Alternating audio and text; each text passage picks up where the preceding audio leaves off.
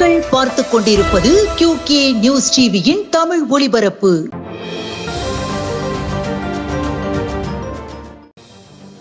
ஓமலூர் சேலத்தில் ஒரு மினி கொடிவேரி அணை குளித்து கும்மாலம் மிடும் சுற்றுலா பயணிகள். தாரமங்கலம் அருகே திடீர் சுற்றுலா தலம்.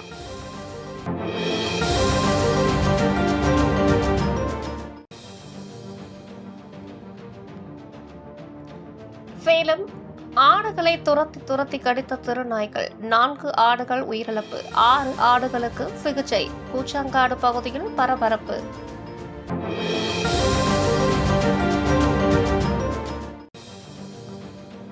சேலம் ஜங்ஷன் சரக்கு ரயில் தீ விபத்து, 6 ரயில்கள் ஒரு பகுதி ரத்து. வந்தே பாரத் ரயில் சேலத்திலேயே பயணிகளை இறக்கிவிட்டு சென்றது.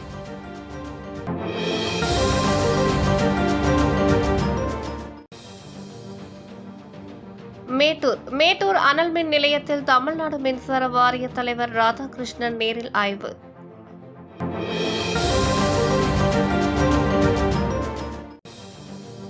சேலம் மரவனேரி ஏழை குடும்பத்தை சேர்ந்த 14 பிராமண குழந்தைகளுக்கு இலவச பூநூல் கல்யாணம்.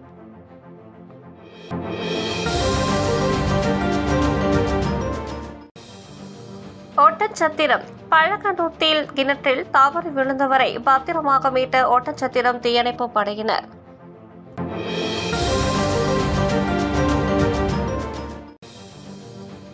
சூலகிரி புக்கசாகரம் கிராமத்தில் அதிமுக, அமமுக, பாஜகவை சேர்ந்த 200க்கும் மேற்பட்டோர் MLA பிரகாஷ் முன்னிலையில் திமுகவில் இணைந்தனர்.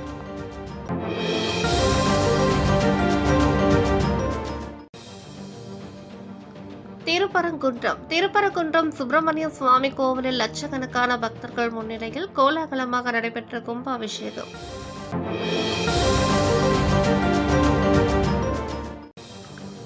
அரூர் வாச்சாத்தியில் திமுக சார்பில் ஓரணியில் தமிழ்நாடு உறுப்பினர் சேர்க்கை. முன்னாள் அமைச்சர் பழனியப்பன் பங்கேற்பு.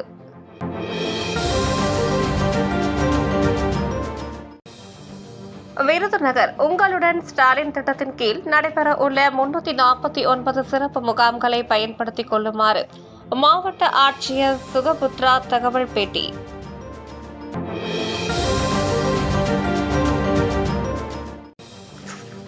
பரமக்குடி வேத மந்திரம் ஒலிக்க கலசத்தில் ஊற்றப்பட்ட புனித நீர். பிரம்மாண்டமாக நடந்த புத்தூர் மாசாணி அம்மன் கும்பாபிஷேக விழா.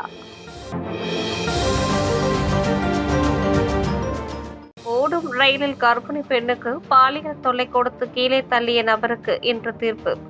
திருப்பத்தூர் கோர்ட் வந்தடைந்த ஹேமராஜ்.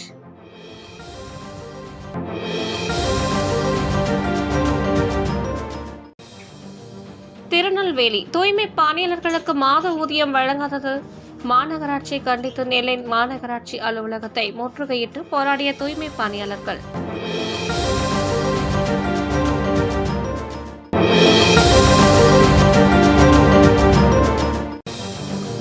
திருப்பரங்குன்றம் திராவிட மாடல ஆட்சியில் இதுவரை 124 முருகன் கோவிலுக்கு குடமுழக்கு நடத்தப்பட்டுள்ளது.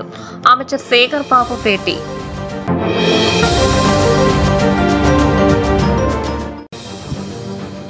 ரீவில்லிபுத்தூர் திருவண்ணாமலை ஸ்ரீனிவாச பெருமாள் கோவிலில் 36வது ஆண்டுகளுக்கு பின் விமர்சையாக நடந்த கும்பாபிஷேகம். இத்துடன் இந்த செய்தி தொகுப்பு நிறைவடைந்தது. நன்றி, வணக்கம்.